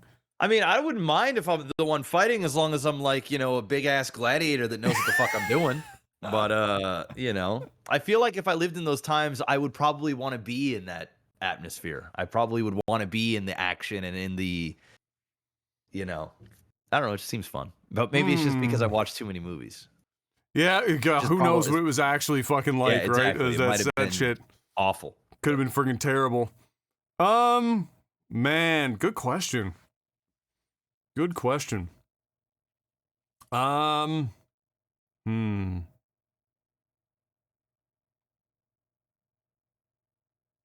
don't know. Because probably the worst part about going back in time, no matter where you went, is that the medicine was fucking terrible and like everything was like hell if you had, and even like a minor fucking ailment, everything was just ass back then. So ignoring that, average age is like 28 for death. Yeah, it's like, yo, bro, I'm 25 years old, man. I've lived a long life. Yeah, exactly. I am one cold away from just kicking it. Yeah, that's rough. Man, I don't know. That's so tough. I guess really, if I was gonna go back in time, I guess I wouldn't mind. I wouldn't mind going back. The other thing too is like, so many of like the like you go back in time, it's just a bunch of like people fucking everyone else up. Yeah, but you're overthinking it. Conquests. You're overthinking this, man. Which time period would you like to be in? You're overthinking it. All right. Okay. I'll just go for let's say. You know what? This is gonna be a weird one. I'm gonna go back to let's go back to just on the other side of the Great Depression. I'll go there. Okay. Everything, like, so you've gotten past the worst of it. Everything is on the up and up. Yeah. A lot of spirits are fucking super high. They're through the roof. We still got another decade before the world gets fucked by World War II. So I would say that because it's a good mix of indoor plumbing. Slightly simpler life, like the list of things that you worry about were shorter. I think any life that you can make for yourself in which your biggest worries are pretty much any job will secure you some kind of home that you own is pretty good. So like somebody could be like a fucking you could be a butcher. And you're good. You're done. You could work at a by the time cars started coming around, like even to any degree that they had to be a mechanic of some kind, anything, you're good. Just simple shit. You didn't need to have like insane amounts of work under your belt to constantly have something that you could work towards. So I would say that one having or just on the other side of World War II, where they had the major economic boom, where a single income in a family was doable, and you own a home again, because my biggest thing right now that I'm concerned about is Em and I thinking about kids in the next couple of years, like 2 years. He's putting the time on it, guys. 2 or 3 years. Well, I'm getting old, so I don't want to be waiting that much fucking longer. So. My concern is I don't want a nanny to raise my kid. I don't want somebody else to raise my kid. I want myself or Marcel to have the ability to raise my kid. And currently it's very difficult to have one income float a household with a child in it. And I think that is my biggest thing. If I could go back to where like even dad managed, it was tough, and dad had a good job, and we were just on the other side of, like, there was low middle class and middle class, and we were in the dead middle. We could not get any more mid if we tried off of dad's one income with one child in the family. And the best part about that is your parents are the ones raising you and not somebody else.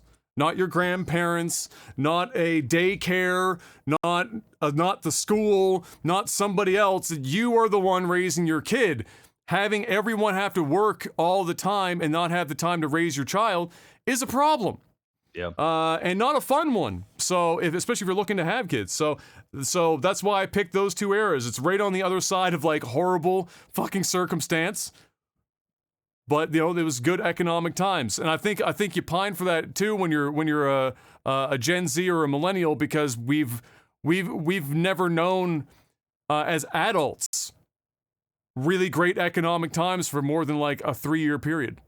It just blows up. So I'd say one of those two, because indoor plumbing though, and hey, if you go back far enough, actual cocaine in Coca-Cola. Why not? Sure. Fuck me right up. Phil asks, speaking of the line "The Witch in the Wardrobe," which is he's referencing my post. I always have a post for tech support, and I was referencing that this week. Which book or series, if any, had the most influence on you when growing up? Any books or games or movies or TV shows that influenced you more than others when you were growing up?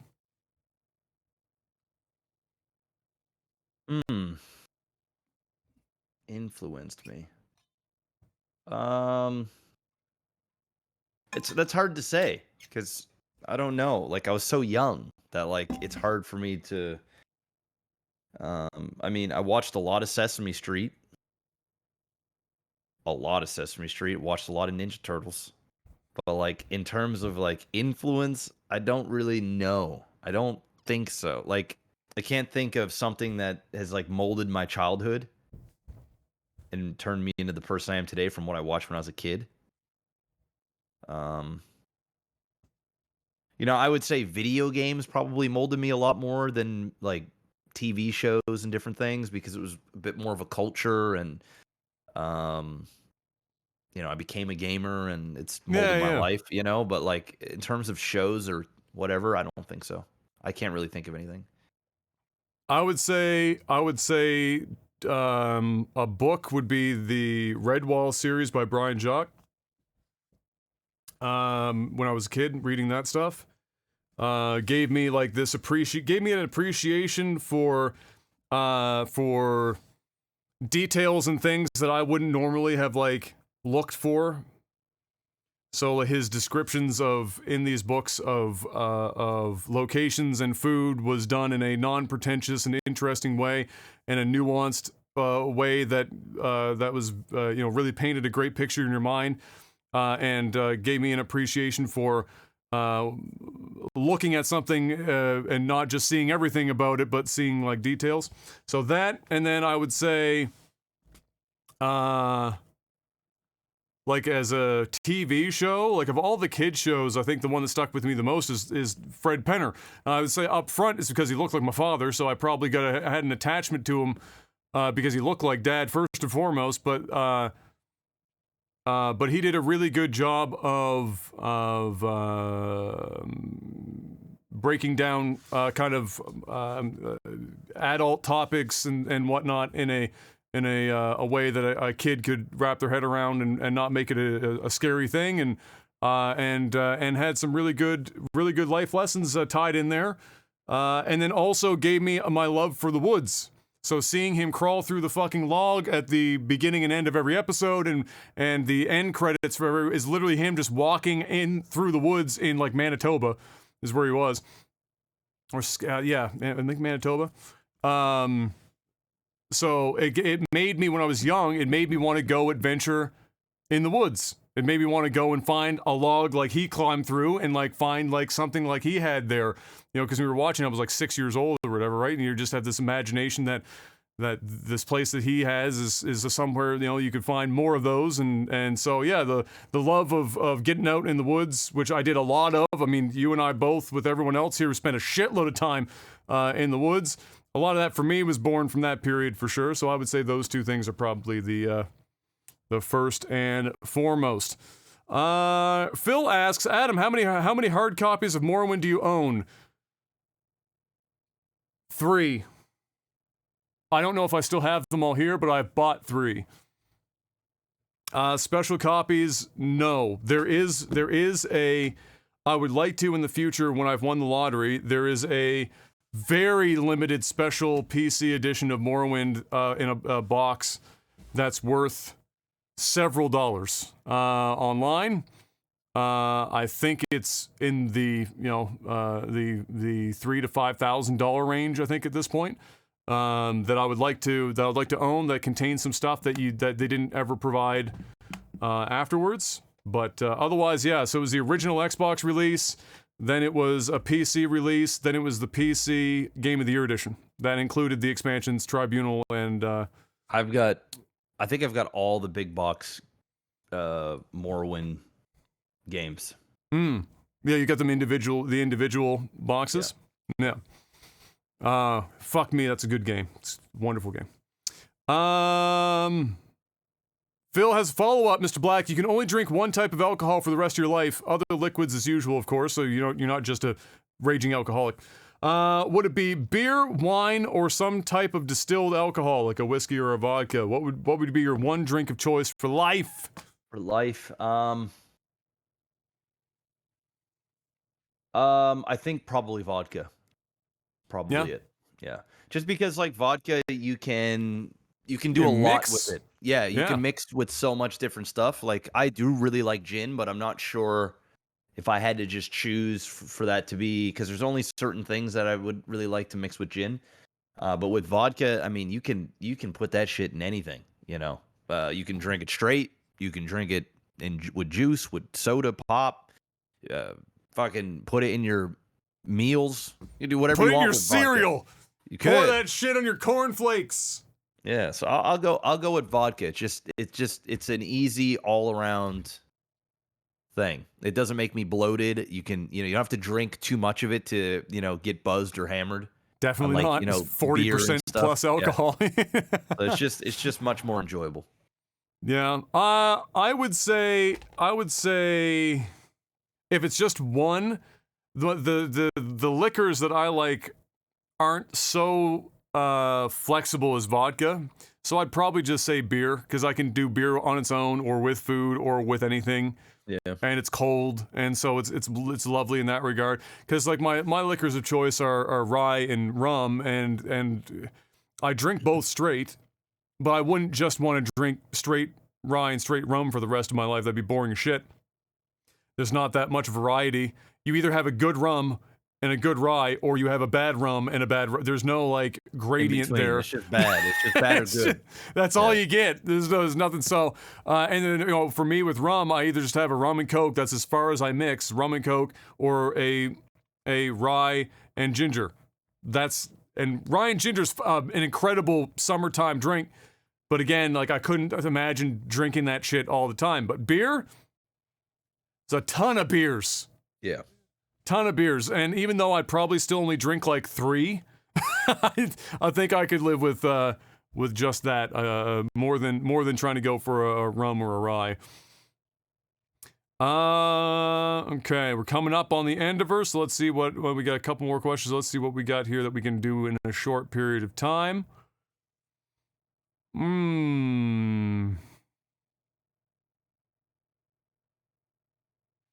Yano, if you had a company, would you be the type of boss that would want to let their employees have free lunch, video games, pool tables, and stuff to have at the office, or do you think it's bad for productivity? No, it's bad for productivity. And I don't care what anybody fucking says. I don't care if they're like, oh, well, actually, there's a company in California that does that, and their productivity's great. Well, I mean, Google is like the chief one, right? That everyone, yeah. But it's Google. People pretty much fucking live there, literally. That's why they have all those things. So yeah, they literally live there. They literally live there. Yeah. No, because work isn't a place. In my opinion, work isn't a place to, go and have fun. Doesn't mean that you can't enjoy your work. But it's not a place that where I'm paying people a salary or I'm paying people an hourly wage and they're playing in arcade machines or going in a swimming pool or, working out on my dime. What if it's only accessible during their break periods? No, but then what's the point of having it? What's the fucking point? You spend all this money, you put all this stuff in here, and so why? So somebody can go and play Teenage Mutant Ninja Turtle arcade machine when they've got fucking iPhone 50 on them that can play, Diablo. No, that ain't it. You want to play video games, do it when you're at home or do it on your break with your own machine. You're not going to do it on my dime. So I'm going to say no. I mean, in theory, it sounds like a fun time and a cool atmosphere where everybody's just enjoying life. And but nah, if I had to make the choice, it wouldn't even be a choice. It'd be like, no, none of that stuff. Now, I can definitely see having a really nice place where people can, a nice break room, a nice area where people can pull up their own laptop, have maybe a little kiosk or whatever so they can study or play games on their breaks or come in early or whatever. Like, I'm not against any of that, or having a nice kitchen and give coffee and juices and pops and water and stuff, just give them to your employees. But no, it ain't a resort. Yeah, I agree. I agree insofar, and Myogs is touching on this in chat, insofar as that I think it depends on the company and the size of the company and what your company does. So and also I think mainly it's whoever type of people you're targeting to work at your company, because there might be, you might be some kind of company that's just like this free spirit type company where it's just like low, everybody needs to come down to a 5 or a 4. Everybody needs to be calm and all this stuff. And there might be like a fucking hot yoga sessions at work or I don't fucking know. Like, that shit makes sense.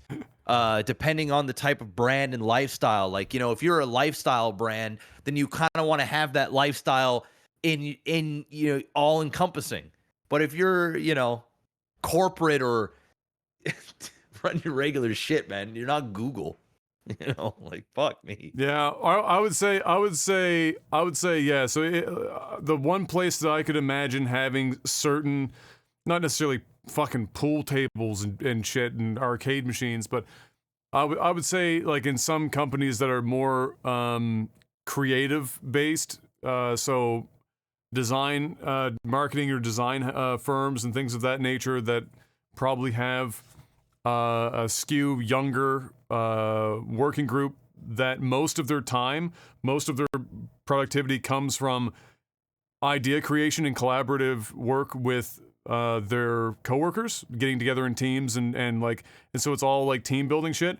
Yeah. Then having things at the site that would encourage continued interaction with each other and allow them to just do the creative shit.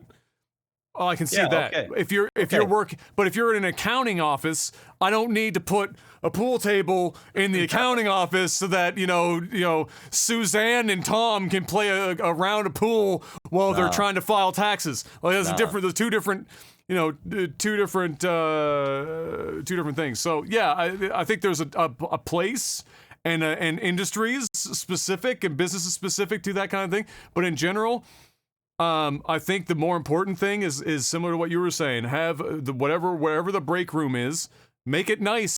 Yes. So their employees don't feel like they're sitting in a broom closet when they're eating their lunches and shit, or don't feel like they have to sit at their desk to eat if they don't want to, because if there's one thing that I've learned from working at home is that if you can't have separation from work in even a small zone, like leave your desk to go to a break room, to eat your lunch, to come back to your desk, that small distance huge is fucking huge. So stuff like that, yeah, absolutely.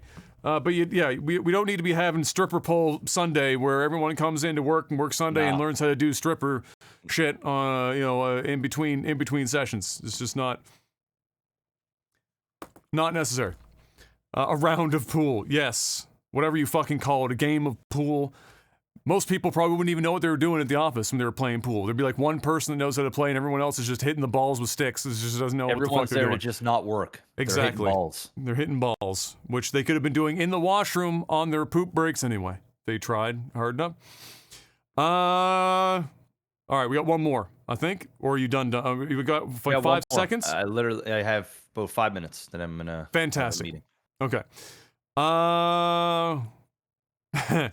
Comes in from Mr. Miyogs. Got a couple of Mary Fuck kills that we should be able to crack out in 5 minutes. Okay. First one up, Nintendo 64, Sega Dreamcast, PS2. Okay, I am marrying the PlayStation 2. I am killing the Sega Dreamcast. And I am fucking the N64. I agree, that's an easy one. Next up, Henry Cavill, Jason Momoa, Chris Hemsworth. This is no fair because Jeff owes Jason Momoa his phone. Yeah, but I'm still only fucking Jason Momoa. Okay. I am marrying. What were the other two? Chris Hemsworth, Henry Cavill. Thor vs. Superman. I'm marrying Henry Cavill because he's a gamer and I think we'd have a lot in common. Yeah. I mean, he's a nerd. Yeah. And then man, you know what? Yeah, do I really want to kill Chris Hemsworth though? Mine is I'm marrying Cavill. I'm fucking Hemsworth, and I'm sorry, Jason. Aquaman ain't that hot. You know what? I'm gonna have to kill Jason Momoa because Hemsworth. I can't kill Hemsworth. I'm gonna have to fuck Hemsworth. You can't kill Hemsworth, bro. I can't kill Hemsworth. You know, sorry, Jason. I know you saved my phone in Spain, but hey, sorry, brother. Sorry. Sometimes it just goes that way. Last up, last one. Joe Rogan, Joe Biden, Jordan Peterson. Okay, say it. Joe Biden, Joe Biden, Joe Rogan, Jordan Peterson. Oh no. I'm killing Biden because he's almost dead. He's almost there anyway. I guess he's almost there. You know, he's the youngest. He's the oldest of all three. Yeah. I have to let Joe Biden go. I'm marrying Joe Rogan. Okay. And I'm fucking Peterson. That's a rough fuck. That's a rough fuck. But there's no way I could marry Jordan Peterson, man. That shit would be nightmare fuel. I'm sorry, bro. To spend every day with Jordan Peterson married. I mean, I'm not saying he'd be a bad husband or anything like that, but like he's just too intellectual. It would just be too much. It would be too much to handle. I couldn't handle it. You know. But then you gotta listen to Rogan talk about like eating fucking elk and fucking apes. Yeah, but Rogan is super busy. You know, he's traveling all the time. He's never home. You know, he's gonna be out doing this. We got a lot in common with UFC. You're just leeching the success at that point. You know, he's worth a lot more money. You know, I have to marry Rogan. I think I agree with that list. Jordan, you know what? Jordan's gone off the deep end here in the last like year or two. Like legit going off the fucking deep end. I just think he's had enough of trolls, man. He's just calling people out. He doesn't give a fuck anymore. Yeah, but like he's choosing the weirdest hills to die on. Like just and like a couple of the last couple of years, the stuff that he's been posting, it's like he's taking something that actually doesn't fucking exist for him. Puts it on there as if it does, builds it up to a monolithic god, and then attempts to slay the fucking god on Twitter or on some social media platform, and just looks like a bit of a fucking kook when he does it. Like he's obviously a smart guy, clearly, But he's walked into some weird fucking waters the last couple of years. So yeah, either way, it's a weird fuck, but unfortunately Biden, he's up there. Yeah, sorry, Biden. And you don't have to try hard. Put him on a bike and send him on his way. He'll do it himself. It's easy. And then I agree. Joe, we got a lot more in common. And, you're right. He's busy. And that's easy, Yeah. That's easy. There you go. There you have it. Ladies and gentlemen, another great Technical Alpha podcast. We'll see you guys next week. Thank you once again for stopping by. Hopefully you enjoyed yourselves. And until we see you then, stay safe out there. And peace. Peace.